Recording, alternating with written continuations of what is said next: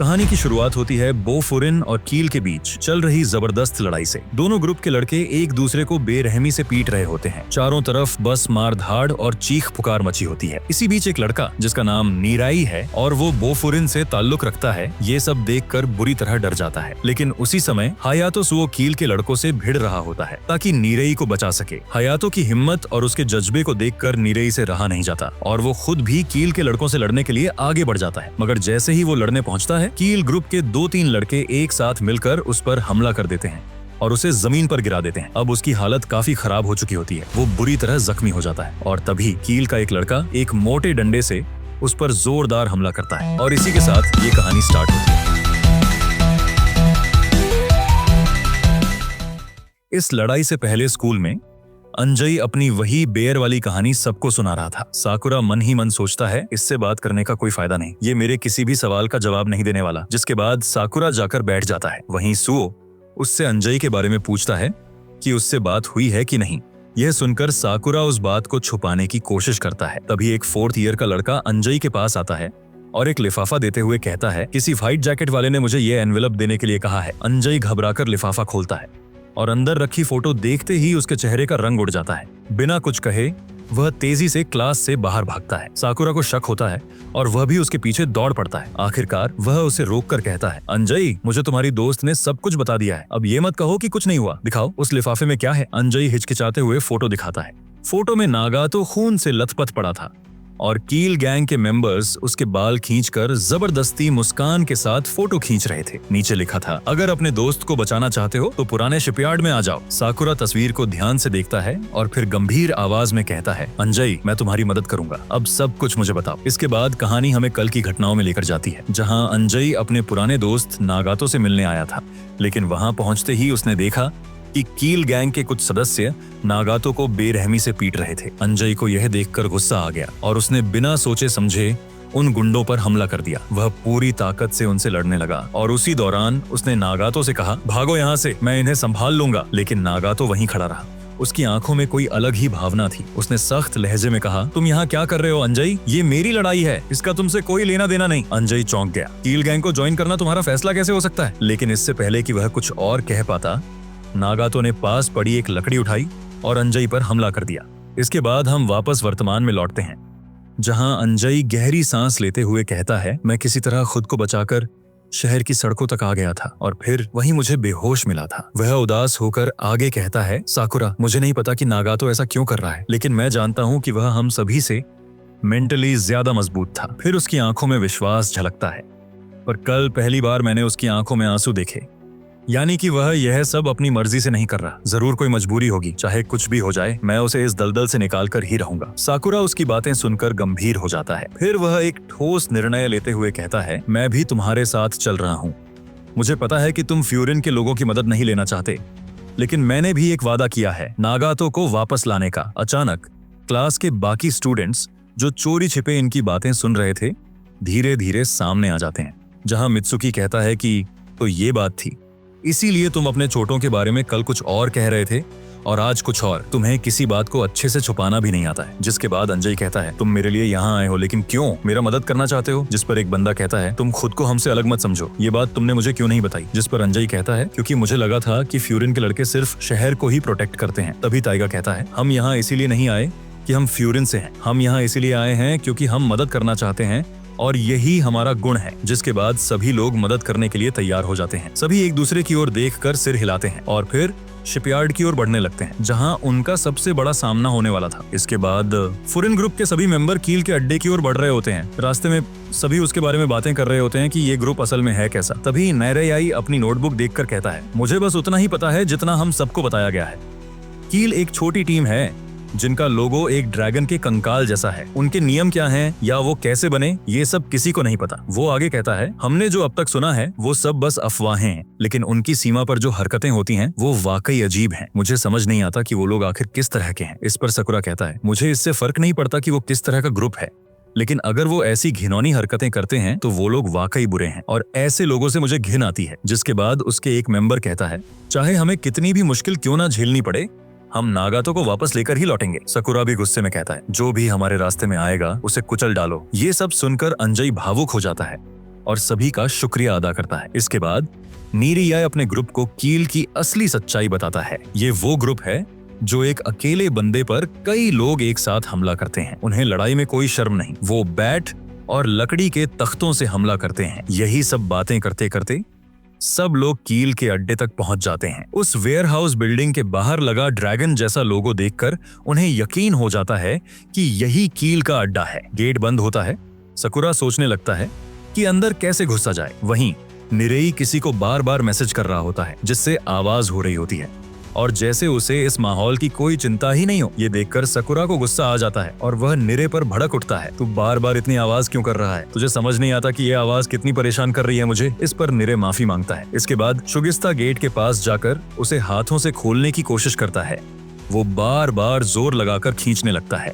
ये देखकर सब लोग हैरानी से उसे देखते हैं और सोचते हैं कि आखिर ये क्या कर रहा है। निरे धीरे से कहता है, मुझे नहीं लगता कि तुम इसे इस तरह से खोल पाओगे। इतना सुनते ही शुगिस्ता एक पल रुकता है, लेकिन फिर अचानक अपने पैर से एक जोरदार किक मारता है जिससे गेट का लॉक टूटकर गिर जाता है। ये नजारा देखकर सब दंग रह जाते हैं। सभी सोचते हैं कि उसके अंदर पहले से ही इतनी ताकत थी। इस हरकत से सभी उस पर काफी इम्प्रेस हो जाते हैं। इसके बाद फुरिन के सारे मेंबर अंदर घुसते हैं।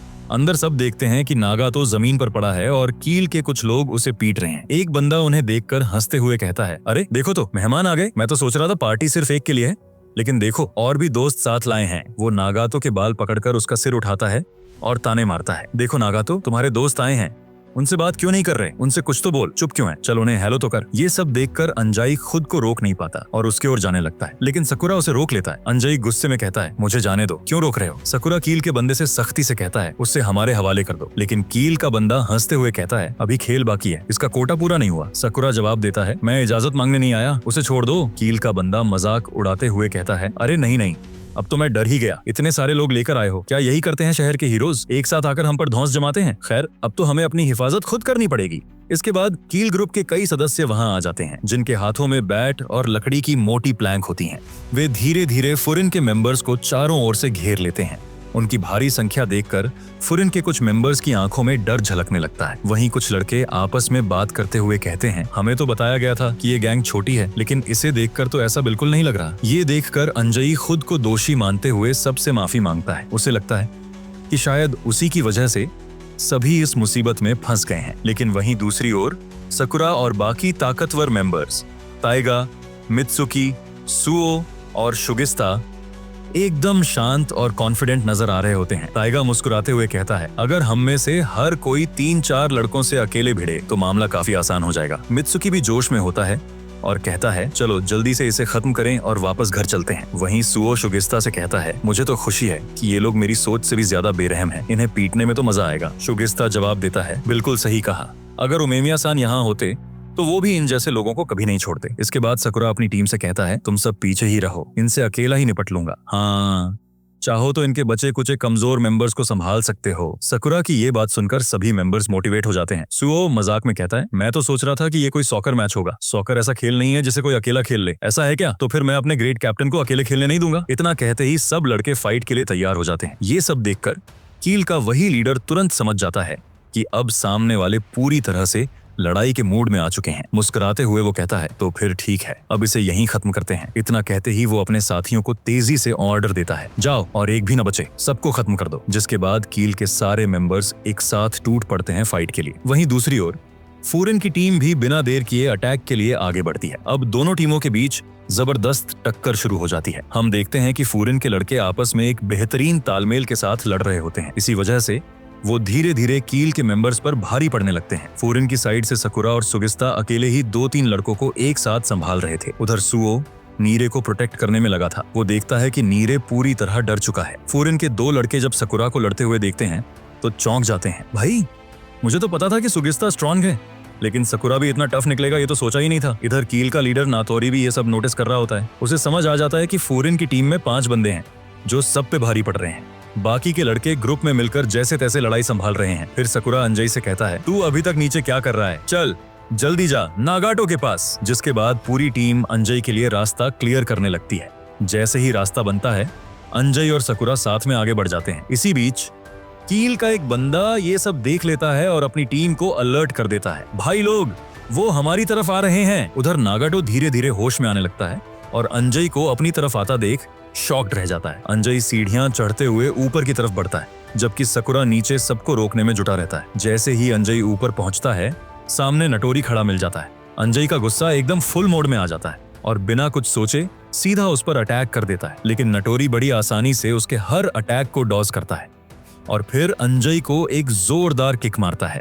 अंजई सीधा सीढ़ियों से नीचे गिर जाता है और वहीं बेहोश हो जाता है। यह देखकर सकुरा अंजई की मदद के लिए दौड़ता है, लेकिन तभी एक और बंदा लोहे की पाइप लेकर सकुरा पर हमला कर देता है, लेकिन सकुरा उसका अटैक डॉज कर लेता है। दरअसल नातोरी अपने 5 सबसे तगड़े लड़कों को भेज देता है लड़ाई में।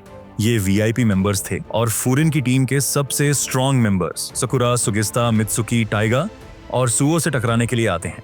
सकुरा से जो लड़ रहा होता है उसका नाम होता है कोंगो, जो लगातार लोहे की पाइप से उस पर वार कर रहा होता है, लेकिन सकुरा भी पीछे नहीं हटता, सब कुछ डॉज करता रहता है। इसके बाद टाइगा के सामने आता है किरिशिमा। सुगिस्ता का अपोनेंट होता है मोगामी, जिसके पास एक लकड़ी का डंडा होता है जिसमें कीलें लगी होती हैं। मित्सुकी के सामने आता है कागा और सुओ के सामने खड़ा होता है टोने, जिसकी एक आंख हमेशा बंद ही रहती है। टोने बार बार सुओ पर अटैक करता है, लेकिन सुओ भी हर बार बच जाता है। टोने बोलता है, तुम उसे प्रोटेक्ट करते हुए भी स्ट्रॉन्ग लग रहे हो। सुओ जवाब देता है, इसी से मुझे ताकत मिलती है। टोने हंसते हुए कहता है, लेकिन अब तुम थकने लगे हो, धीरे धीरे कमजोर पड़ते जाओगे। इधर फूरिन के बाकी लड़के भी थकने लगते हैं और सोचते हैं कि ये लोग तो रुकने का नाम ही नहीं ले रहे। तभी एक बंदा उनके साथी पर पाइप से हमला कर देता है। सकुरा उसे बचाने के लिए दौड़ता है, लेकिन कोंगो फिर से उसका रास्ता रोक लेता है। कोंगो कहता है, तुम मुझे अकेला छोड़कर कहाँ जा रहे हो? धोखा दे रहे हो क्या? सकुरा उसे पंच मारने की कोशिश करता है, लेकिन कोंगो उसका अटैक डॉज कर लेता है और उसके सिर पर जोर से पाइप मारता है। खून निकलने लगता है, लेकिन सकुरा फिर भी पीछे नहीं हटता। उधर कील का लीडर ये सब देखकर खुश हो रहा होता है। वो कहता है, अब समझ आया कि ये लोग जीत क्यों रहे थे, सिर्फ ये 5 ही तगड़े थे। अब जब सब अलग अलग भिड़ रहे हैं, फूरिन जीत ही नहीं सकता। मैंने कभी नहीं सोचा था कि वह इतना बेवकूफ होगा जो अकेले ही मेरे अड्डे तक आ जाएगा।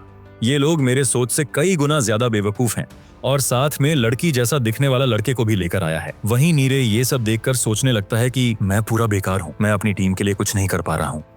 ये साफ है कि फूरिन को बहुत सारे लोगों ने अब घेर लिया है, जिसकी वजह से वो अब हारने वाले हैं और सुओ भी अपनी मर्जी से फाइट नहीं कर पा रहा है, क्योंकि मैं उनके पीछे हूँ, जिससे मैं उनके ऊपर धीरे धीरे बोझ बनता जा रहा हूँ। मुझे लगा था कि अगर मैं आऊंगा तो अपने साथियों की मदद कर पाऊंगा, पर मैं तो काम ही नहीं आ रहा हूँ, क्योंकि मैं काफी बेकार हूँ। इसके बाद उसे साकुरा की कई बातें याद आने लगती हैं, जहां पर साकुरा ने उसे कहा था कि तुम कमजोर हो लेकिन बेकार नहीं, तुम में इतनी हिम्मत है कि तुम किसी भी मुसीबत का सामना कर सकते हो। ये याद करने के बाद अब नीरे के अंदर हिम्मत आ जाती है, जिसके बाद वो फाइट के बीच जाकर एक कील के बंदे को धक्का देकर नीचे गिरा देता है और अपने साथी को बचा लेता है। पर अब वो लोग नीरे पर गुस्सा हो जाते हैं और नीरे को मारकर उसकी बुरी हालत कर देते हैं। ये देखकर नीरे फिर से अपने आप को बेकार समझने लगता है और सोचने लगता है, मुझे लगा ही था कि मैं कुछ भी नहीं कर पाऊंगा, और बिल्कुल ऐसा ही हुआ। साकुरा, मुझे माफ कर देना। वहीं पर ये सब कुछ साकुरा देख ही रहा होता है, जिसके बाद अब एक बंदा प्लैंक से नीरे पर एक जोरदार अटैक करता है, लेकिन अचानक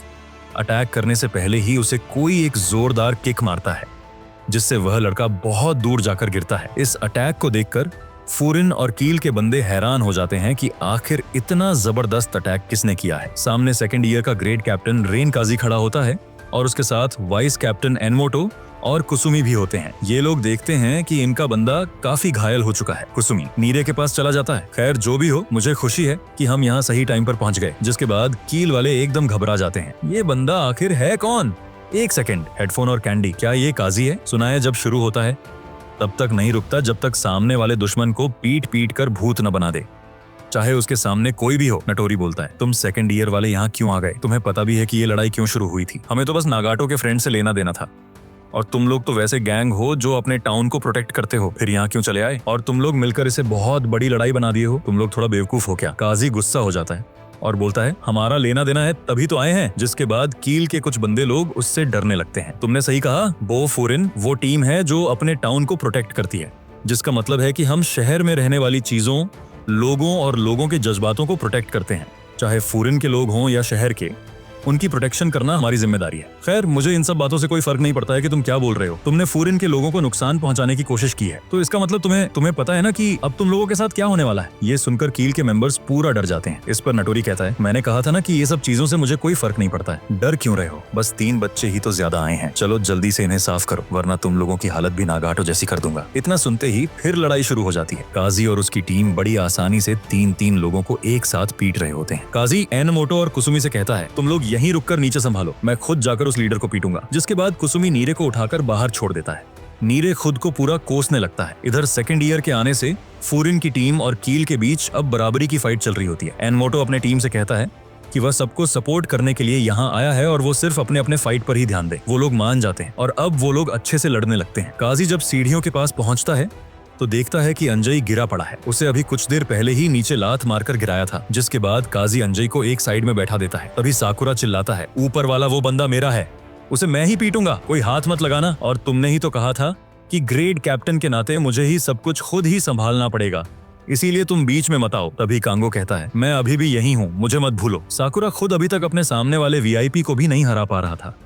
यह देखकर काजी उसके पास आता है। दोनों फाइट रोककर उसे देखने लगते हैं। जिस पर काजी बोलते हैं, तुम्हें अपनी हालत का एहसास है कि तुम अभी किस कंडीशन में हो, तुझे पता भी है यहाँ क्या चल रहा है। इतना कहते ही कांगो अब काजी पर अटैक कर देता है। लेकिन जैसे ही काजी अपनी एक टांग ऊपर करता है, कांगो डर के पीछे हट जाता है। वो सोचता है, ये आखिर कैसा इंसान है। काजी बोलता है, 1 मिनट चुपचाप खड़े रहो, अभी मैं इस आदमी से बात कर रहा हूँ। फिर वो साकुरा से कहता है, तुम सिर्फ उसको मारने की सोच रहे हो और कुछ भी नहीं। साकुरा बोलता है, हाँ तो और क्या, और वैसे भी इसमें गलत क्या है। इस पर काजी गुस्से में एक जोरदार मुक्का मारता है और बोलता है, क्या तुम बेवकूफ हो?